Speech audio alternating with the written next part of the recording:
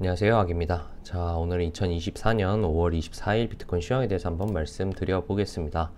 순서는 이전 영상들과 같이 진행 관점, 매매 대응, 그리고 추후 관점 이런 순서대로 진행을 할 거고요. 일단은 진행 관점은 결국은 지금 상황에서 단기적으로는 공통 숏이 나올 수 있지 않겠나라는 생각을 한다. 그 이유는 여기 양쪽의 지지저 채널이 유지가 되고 있었는데 이 채널 상단은 저항을 맞는 것 같다. 근데 이 두 개의 채널은 사실상 좀 강력해 보이기 때문에 강력한 이중 채널 상단이라서 한 번에 단박에 뚫기는 좀 어렵지 않겠나. 그래서 내려와서 힘을 다시 모으고 올라간다면 좋을 거라고 보인다라는 내용이었습니다. 그랬고, 그래서 저는 이 끄트머리쯤에서 숏을 치고 7일 920 정도였죠. 그때 숏을 친 다음에 쭉 홀딩을 했고요. 예상했던 자리는 두 자리였어요. 여기 미드라인, 지금 진행되고 있는 상승 추세선의 미드라인, 그리고 두 번째로는 그 상승 추세선의 하단부와 3개월 정도 진행된 채널의 중단부 정도까지가 두 번째 TP, 그러니까 목표치였습니다.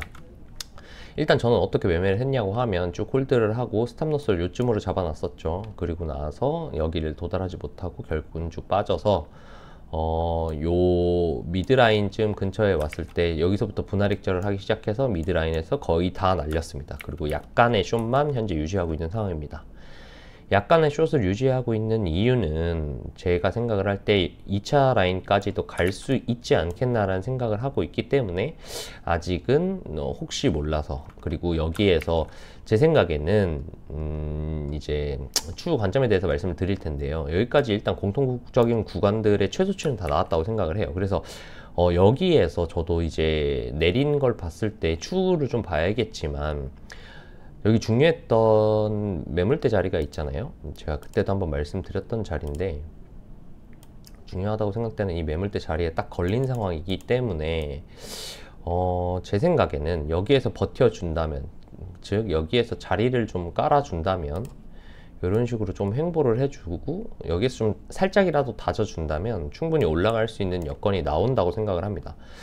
그렇기 때문에 지금 상황에서는 여기에서 다져주는지 혹은 한 번 더 이런 식으로 빠져서 다이버가 잡히고 올라갈지를 모르기 때문에 일부 숏은 유지를 하고 있고요. 그렇게 해서 생각을 해서 2차적으로 익절을 날리려고 준비 중인 자리는 66K, 여기 지금 매물대 하단 정도가 됩니다. 그래서 66K가 된다면 저도 롱 스위칭을 한번 해볼 생각입니다.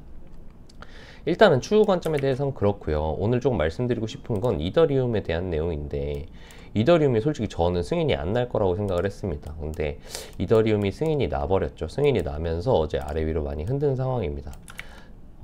저는 오전에 이렇게 짧게 숏 한번 먹었고 나머지는 지금 관망을 하고 있는데, 이더리움을 지금 매매하기는 좀 어려울 것 같아서 저는 일부 알트를 3개 정도 조금 들어가 있는 상황입니다.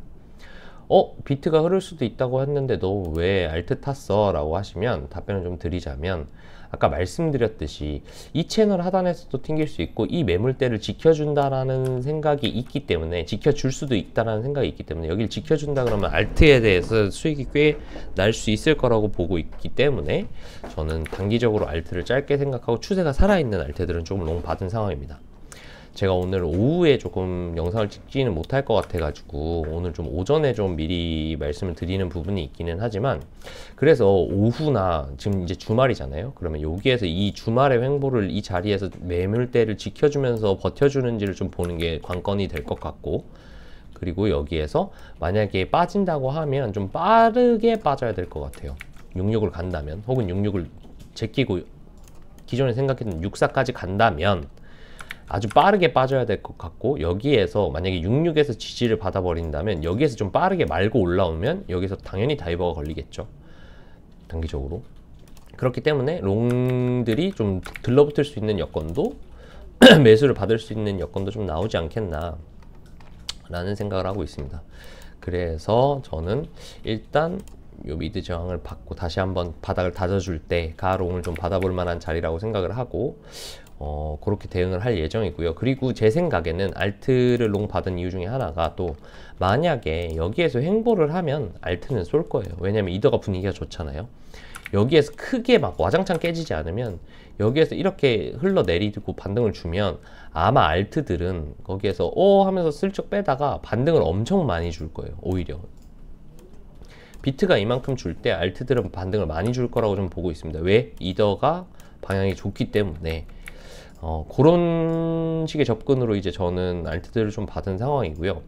근데 좀 오늘 좀 주요하게 좀 드리고 싶은 한 말씀은, 자, 이건 조금 어떻게 보면은 뇌피셜이기도 하고 그냥 시장에 대한 지금 해석이기도 한데, 자, 생각을 해보시면 지금 이더 ETF가 지금 승인이 났잖아요. 승인이 난 상태에서 중요한 게 있어요. 지금 애초에 첫 번째 비트 ETF가 되면서 비트가 이만큼 올랐는데 이더랑 알트는 생각보다 많이 못 갔어요. 저는 이 이유가 돈의 흐름에 있다고 생각을 하거든요. 이게 어떤 얘기냐면, 자, ETF가 승인이 돼서 불장이 왔다라는 건 ETF에 해당된 상품이 많이 팔려서 그 해당 상품, 그러니까 비트면 비트, 이더면 이더 자체가 펌핑이 된다, 가격적인 부양이 일어난다라는 거지, 크립토 시장 전체 자체가 훈풍이 돈다는 거는 조금 다른 문제인 것 같아요. 대불장이 온다라는 것은 조금 다른 느낌이라는 게 무슨 얘기냐면, 자, 원래 알트 불장이 오는 흐름을 보자면 비트가 큰 반등을 일으키고 비트가 시세가 터진 다음에 이더로 자금이 몰려갑니다. 도미넌스의 이동을 보면 알 수 있죠. 그리고 나서 여기에서 도미넌스가 다시 알트들로 흘러가면서 전반적인 전체 이 크립토 시장 자체에 대한 펌핑을 만드는 구조거든요.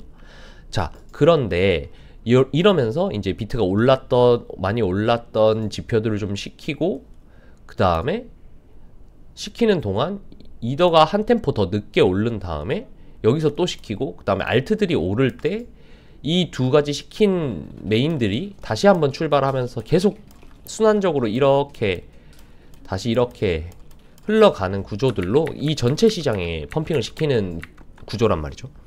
근데 이 ETF라는 특성이 있기 때문에, 자, ETF가 승인돼서 ETF를 샀을 때 도미넌스가 풀리면 여기에서 익절하는 자금들이 어디로 가요? 이더나 알트로 갑니까?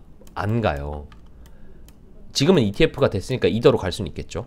근데 기본적으로는 이렇게 흘러야 하는데 흐르지 못한다는 거예요. 이 연결성이 끊어져 있다는 거죠. 왜? 기관들이나 이런 곳들이 그러니까 비트코인에 대한 ETF의 믿음을 가지고 투자를 했지 크립토 시장 자체에 투자를 한 건 아니란 말이죠. 그러니까 이렇게 넘어가지 않는다는 거예요. 그래서 지금 드리고 싶은 말씀은 무슨 말이냐면, 이더가 물론 알트의 대장이라서 이더가 오르면 알트는 비트 ETF보다는 훨씬 많이 오를 거라고 생각은 해요. 하지만 얘네들이 이더에 들어갔던 자금들이 이더를 익절하고 나서 알트로 넘어갈 거냐는 물음표라는 말이에요. 제 생각은 그렇습니다. 그래서 알트들이 전체적인 알트 파이 자체가 엄청나게 펌핑이 오는 예전과 같은 대불장이 올 거냐라고 하면 저는 좀 어려울 수도 있겠다라는 생각이 들어요. 그러면 알트들은 어떤 것 위주로 가는 게 좋겠냐라고 생각을 하면, 저는 가던 것들, 잘 가던 것들, 힘 좋은 것들, 예를 들면 AI 섹터, 얘네들이 눌림이 나온다면, 혹은 얘네들이 가로 횡보를 해준다면, 그리고 또 한 가지는 이제 RWA였나요? 제가 지금 저는 알트를 많이 안 해서 정확하게 모르겠지만 조금 펌핑 최근에 받았던 거, 힘 좋았던 것 중에 RWA 이런 것들이 있고, 그리고 또 하나는 밈이죠. 오늘도 지금 보면 이제 온도 같은 것들 좀 날아가고 페페들이 날아가는 거 보면은 결국은 기존에 미니 불장이 왔었을 때, 기존 불장 73K에 올 때 알트 불장이 왔던 애들이 그냥 그대로 애들이 가는 거거든요. 그리고 또 한 가지 뭐 골렘 같은 것도 좀 잘 날아갔었죠. 뭐 이런 것들.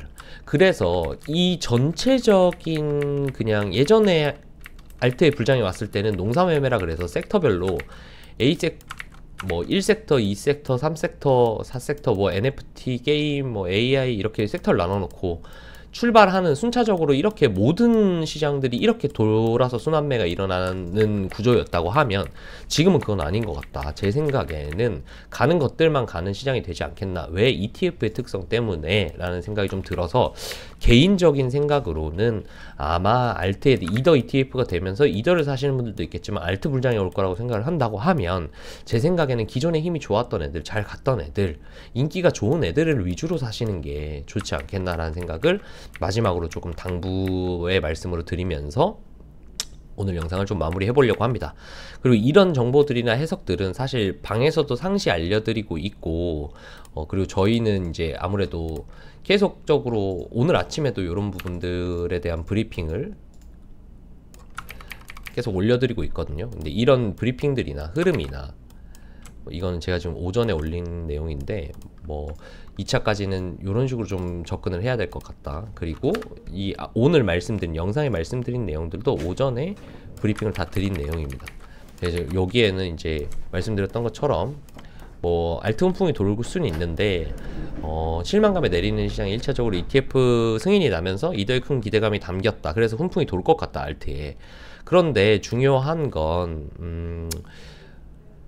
뭐 힘이 좋았던 것들이 주로 갈 거라고 본다. 그래서 저는 이런 것들을 위주로 매매를 하겠다라는 내용들, 이런 내용들도 저희 단톡방에도 남겨드리고 있고 텔레그램 방에도 남겨드리고 있는데 이런 흐름이나 좀 정보들을 좀 알고 싶으시거나 그리고 차트에 대한 관점들이나 이런 것들은 저보다 더 잘하는 분들이 저희 방에서도 계속 상주하면서 본인들의 관점이나 생각들을 올려주시고 계시거든요.